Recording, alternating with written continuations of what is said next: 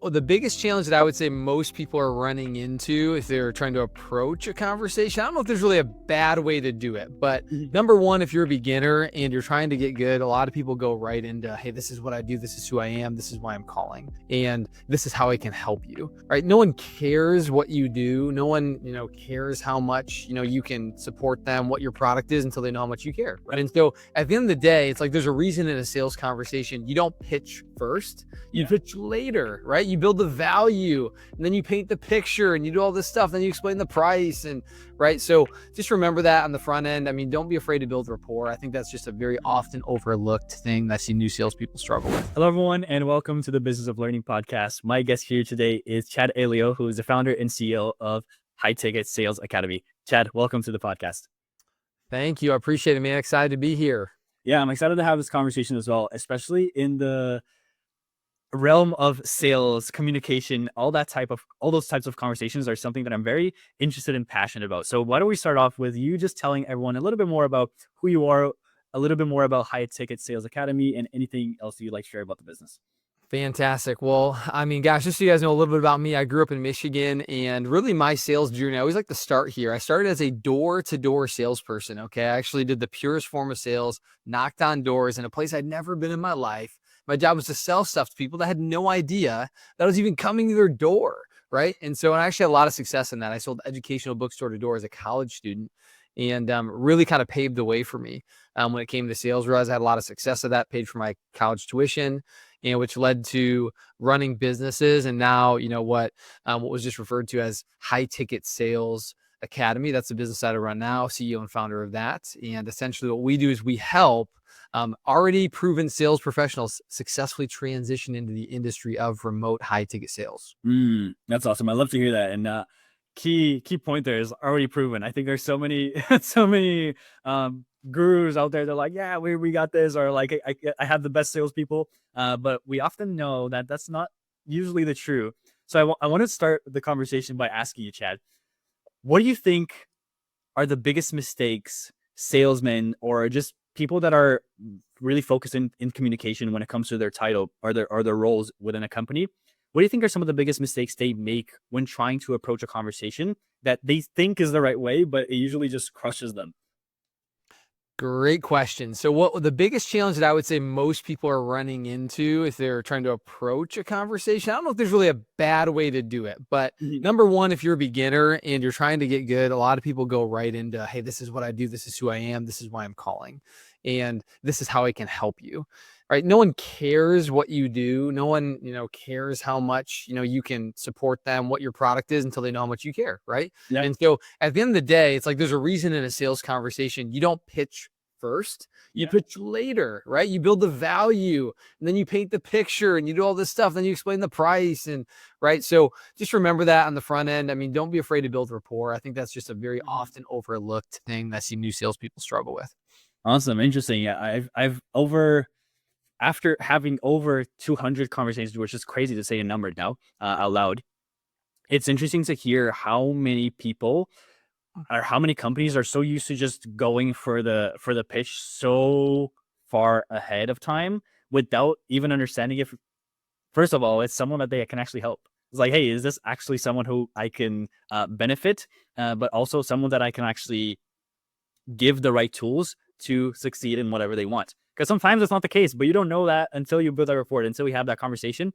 But it's people just chasing the sale, chasing the sale, chasing the sales. Like, I love the term commission breath. I know it's such a commonly used term, but Sure. it's like, oh man, we everybody can smell it from a mile away. Do you think that there's any best practices to build rapport the right way, start the conversation in the right aspect, or is it more so just like a general discovery as people should do, but oftentimes they don't? Authenticity wins every time. If you're in sales, don't try to think of the perfect way to do something. Okay. I mean, for me personally, if I'm chatting with someone, and a very easy question that is not odd to ask is, hey, before we get started, I'm always curious, whereabouts are you from? Right? Someone's going to say, wherever they're at, North Carolina. Oh my gosh.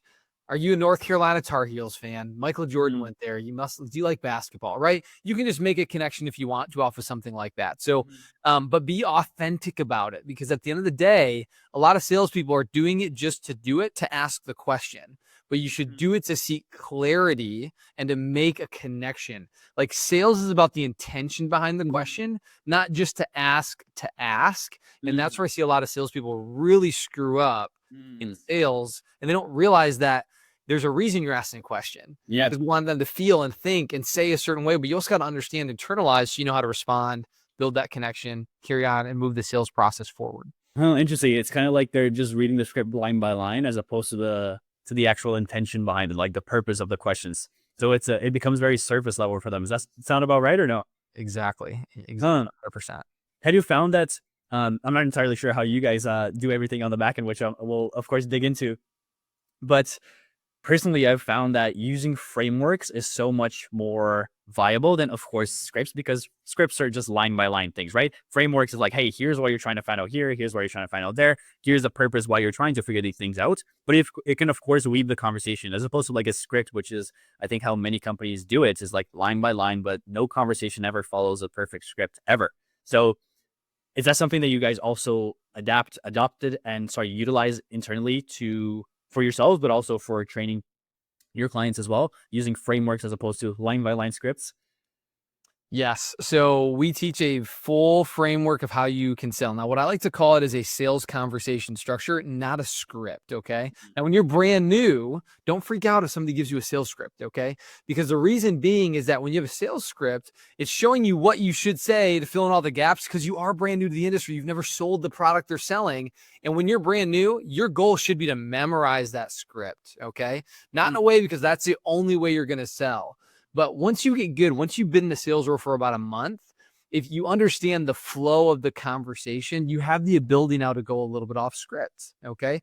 And this is where what we teach is mastering the sales conversation structure, and where it becomes a lot of fun, because now you're going with the flow of how the conversation is, and based on the questions that you're asking and the responses you're getting. You're not just trying to fit a circle into a square pegged hole, right? And so, but the biggest thing is, yes, you got to master it first. And everyone gets all worried about scripts, but I'm telling you, when you're absolutely brand new, it is smart to memorize. And then once you memorize and master, now you can veer off the script to where it's like, okay, hey, my goal in this section of the sales conversation is I need to master goals. I need to figure out like what they're trying to accomplish. Then I need to figure out like what is holding them back from achieving those goals. Now I got to transition to, of course, pitching the product, whatever. But you don't have to follow something word for word to do that. Okay. So you don't sound like a robot. But when you understand where you're going, that's when it gets fun. But again, scripts are good to help you when you're brand new. They're not for you to rely on all the way through your sales career. Yeah. Awesome. Talk to me a little bit more, Chad, about the sales people that you're helping now. You mentioned that they are the proven before. What does that actually mean? Does that mean that they're actually working within certain corporations and you're working with specific departments, or are you working with individuals that have sales experience before, maybe like yourself that have done door to door in the past? Who are these individuals that you're actually helping? So High Ticket Sales Academy, again, what we do is if you're in a sales job right now, or maybe you want to be in sales, you've been told you should be in sales, whatever. What our company does is we take someone like you and we transition you into this life-changing industry that I like to call remote high ticket sales. And I started out as someone that was door to door, and then I ran an insurance business for 5 years, had over 20 agents, 2 locations. And I started thinking to myself, man, I want to do more. There's got to be a better job out there. Okay. And so I come across this online sales industry, which is really known as the e-learning industry. If you want to Google this, type in e-learning industry growth, and you'll see that Google has it ranked at a $800 billion industry by the end of 2030. And so what it is, it's coaching, it's consulting. You probably heard of people like Tony Robbins, John Maxwell, Jenna Kutcher, Mel Robbins. They all have coaching programs that they sell at a high dollar if you want to do some consulting with them. And typically those products range anywhere from $2,000 to $45,000, $50,000. And so what happens is, for someone to make an investment in a service like that, they don't just land on a website and then it says $50,000, submit payment, and they pay it.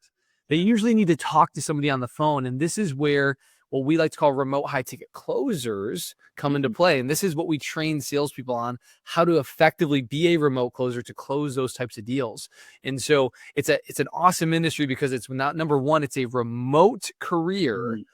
But number two, it allows you to make an incredible income off this type of sale, because there's not a lot of there's just not a lot of overhead to create that type of a product, right? From that standpoint, that's why it's one of the best industries, ranked currently right now in the space. Yeah. But we do try to get sales professionals that have been in sales because they're a lot easier to train. They understand how to sell already. Now it's just how do we take what you already know and mold it into this environment at the end of the day. Does that make sense? Yeah, that makes sense. But they're not necessarily in a corporation. It can be just like a contractor salesman with that experience or whatever it might be as well. Correct. It could be any type of sales, and then we Yeah. transition them over. That makes sense. Yeah, that clarifies it. And I think it's so awesome as well because I often like the saying where it's the same amount of effort to sell something that's $100 or to sell something that's $50,000. Correct. It's the same struggle as everything else. Just the type of person that you're actually selling to is like the person with $100 and they have to spend that and they have $200 in their bank account. That's 50% of their actual net worth. They're like, oh, what exactly am I getting for $100? But then the person with 50K is like, yeah, I just sent you the wire. Did you get it? It's a completely different conversation. So it's such a higher leverage activity. So when it comes to creating this better environment to allow the high ticket closers to do their job really well, have you found, I know that there's so many gurus and lessons and videos and people that say, hey, do this, do that.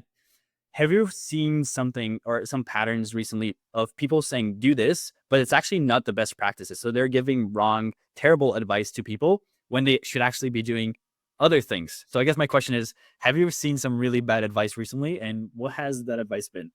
Oh man, that's a great question. You never really get ones like that. And I'm not going to name any names, but yes, I have. And it's interesting, like for someone like me, I don't mean to, brag, but it's one of those things where I've done over $20 million in sales personally in less than 5 years. Okay. And that being said, when I watch some content, there are some people that are really good. I'm like, man, I'm so glad that you're a sales trainer. Right. But then I see some content where I'm like, that guy probably only did sales for less than a year. Right. And they're teaching the wrong thing. And so one thing I did come across recently is there was a gentleman, I'm not, like I said, no names, but he was against the follow-up. He said, if you're following up with salespeople or with clients as a salesperson, you're shooting yourself in the foot and people are never going to buy. You should be trying to do everything you can to close them on call one. And I thought that was such terrible advice. Because man, oh man, it doesn't mean that you should follow up and fold every time someone gives you objection. That's not what that means. But what we teach is like, hey, if somebody gives you an objection, let's call it the spouse objection. Because I think this is where it could make a ton of sense. And what we teach is like, hey, how do we answer that objection 3-4 times? Be pleasantly persistent, not high pressure, but like pleasantly persistent where you're asking for the sale, you address their concerns, we got a whole method of how to do all that stuff. And if you try 3, 4, 5 times and it's just like, okay, clearly not budging, the person just says, Chad, I really want to do this, but I just know my husband, he's gonna, there's just no way. There's just no way. And you've just, like I said, brick walls there, whatever. It is okay to do a follow-up. It doesn't mean they're going to buy, but the rule number one, I talk about this in my book, the book on high ticket sales, 48 hours. Give yourself 48 hours to reschedule an appointment with somebody within that time break. It's called the rule 48. The chances of them actually buying within 2 days of the initial conversation goes way up. Don't schedule it a week later. Okay. But you're also going to find, just like sales in general, if you set a number of follow-ups, most of them aren't going to come through, but some will, and it'll be gravy. And sometimes that person just needs an extra day. The amount of business I've closed because someone just was like, this sounds exactly it. Like, you addressed all my concerns. Can we just chat tomorrow first thing in the morning? Sure, let's do it. Then they buy. Right. And then I've also had the ones that don't, but I've closed millions of dollars in follow-up. So anyone that's telling you don't follow up and you need to do everything you can, then that person's dead to you if they don't buy. Terrible advice. Absolutely terrible advice. I had never heard that before. That's an interesting one. And I hope you may block that person off social media so they don't come up again.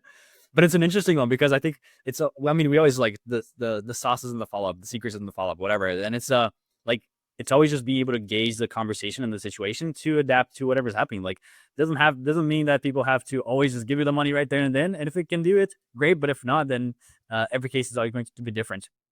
And I wanted to ask you, Chad, how have you found, or how much of a big difference do you think there is when it comes to B2B sales as opposed to B2C sales, both in the high ticket environments?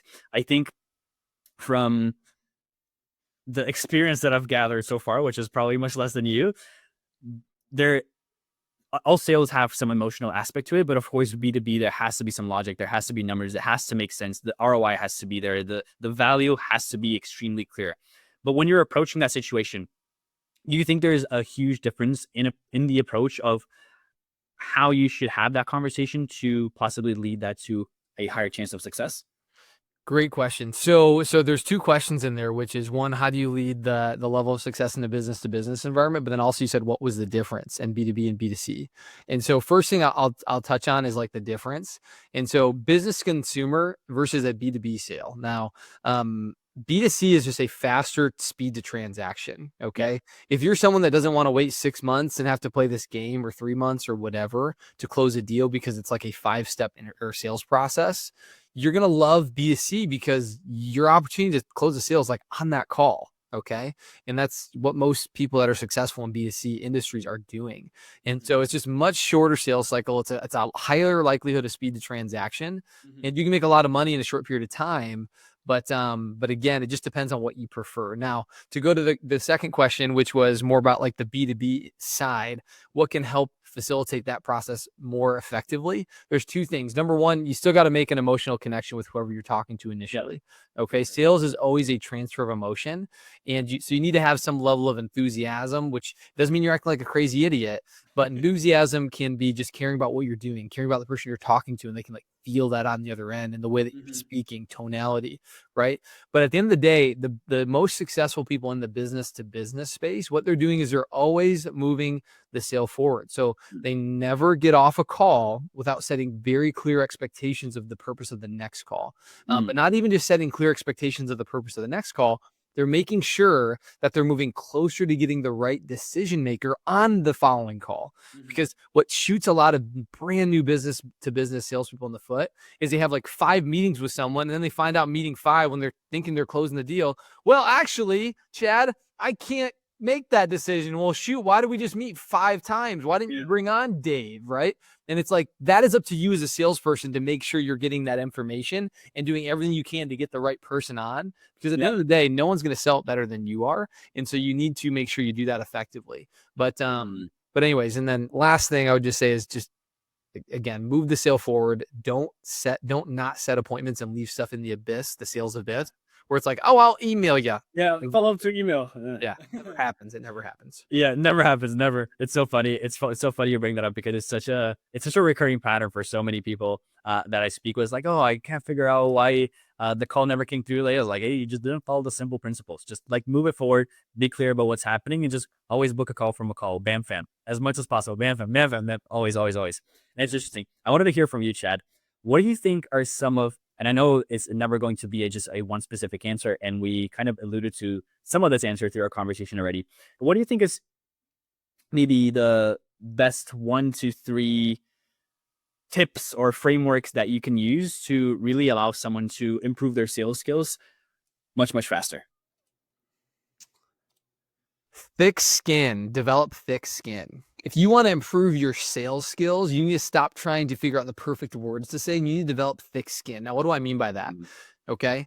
Too many salespeople, whether you're even good or you're brand new, you're just not patient enough because you've gotten told no so many times that you get to this place where rejection gets in your brain that it doesn't work. You're not as good enough. So you think, oh, I need to go practice all this objection handling skills and say stuff the right way. And then all of a sudden it doesn't work. And then you start freaking out that you're bad at this job. You need to go find a normal 9 to 5. It's not true. Okay. Sales, you lose more than you win. So you need to develop thick skin because that is how the game is played. The best salespeople close 20 to 30%.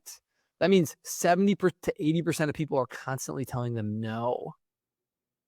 And so you want to be good at sales, you got to develop a thick skin that allows you to push through the noise and to push through all the pain to find the golden goose egg to be more successful. That's just part of the game. That's how you win. You got to realize it is a numbers game, but once you master the thick skin, then it becomes a skills game. Then you can figure out, how do I get better? Amazing. I like that. I like that. Especially you lose a lot more than you win, which is the part that people don't see on paper. Exactly. Yeah. Like they're like, hey, you're doing, but exactly as you said, on paper, because all those losses are giving you that experience to actually improve everything in the back end anyways. But it's awesome. It's great that you brought that up. And I wanted to ask you, for the company itself, you guys are running, of course. I'm assuming you want to keep growing. I think that's a safe assumption to make. And when you're looking at the company goals, I don't know exactly what they are, but there's probably targets, places you want to, specific parameters that you want to achieve, maybe a revenue target. When you're looking at these goals, I wanted to ask you a question that I've been asking everybody that's been on the podcast, so you will also be a victim of it. Let's say you had a magic wand, Chad, and I'm sure you ask this question all the time, and or you've definitely asked it in the past as well in conversations. But let's say you had a magic wand and you could just solve one issue in the company, looking towards the goals, maybe a problem, a challenge, an obstacle, whatever that might be, and you wave this amazing wand, and it just solves just one thing in the business that would allow you to achieve all those goals that you're looking to achieve. What's the one thing that you'd like to solve in the company? So there's a multiple things that come to my brain because there's always, Yes, always.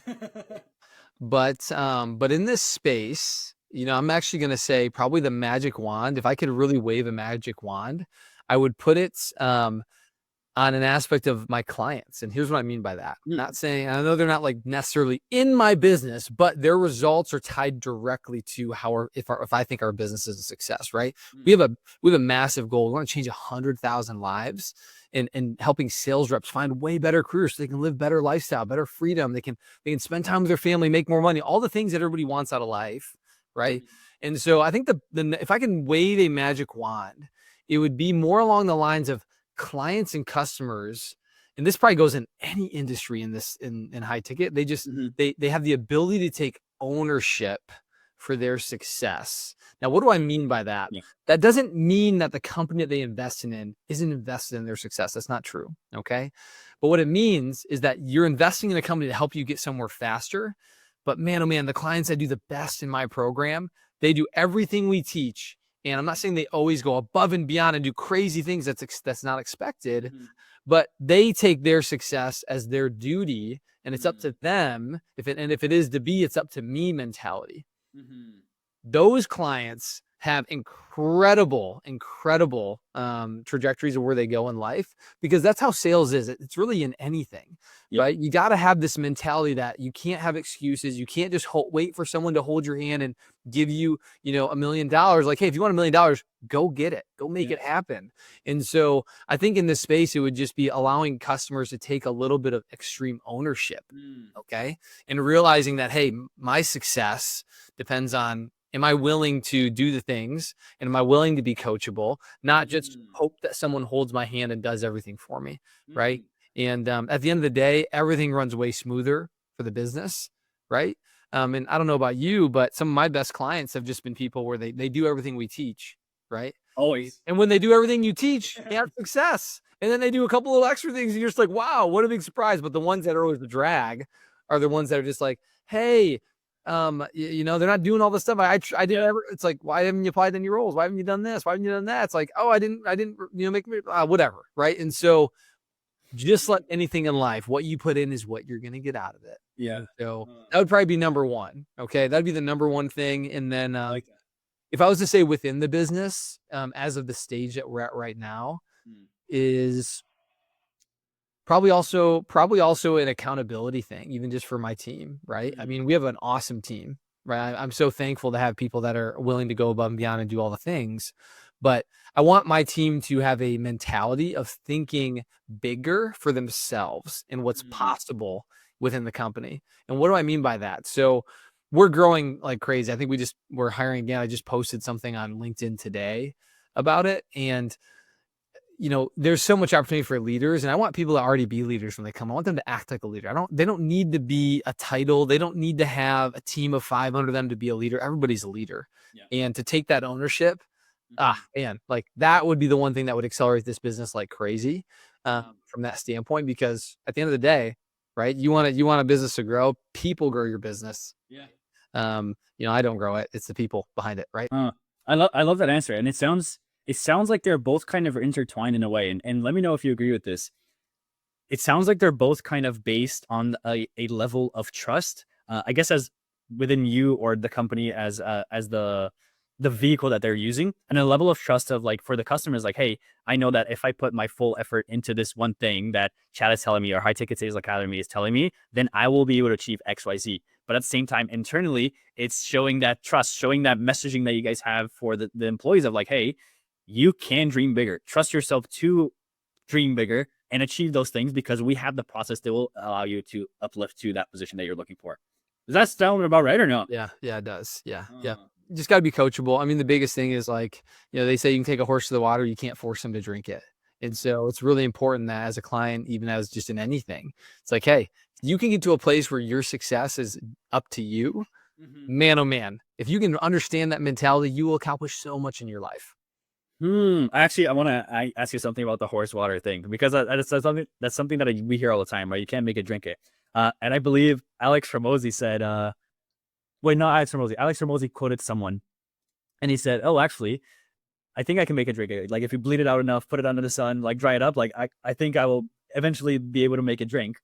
But with that analogy, do you think it can also be a way of framing the right message to the right person to make sure that they take that action on their own if they can relate to the thing? So of course the horse, like we're not going to bleed out a person and dehydrate them, Sure.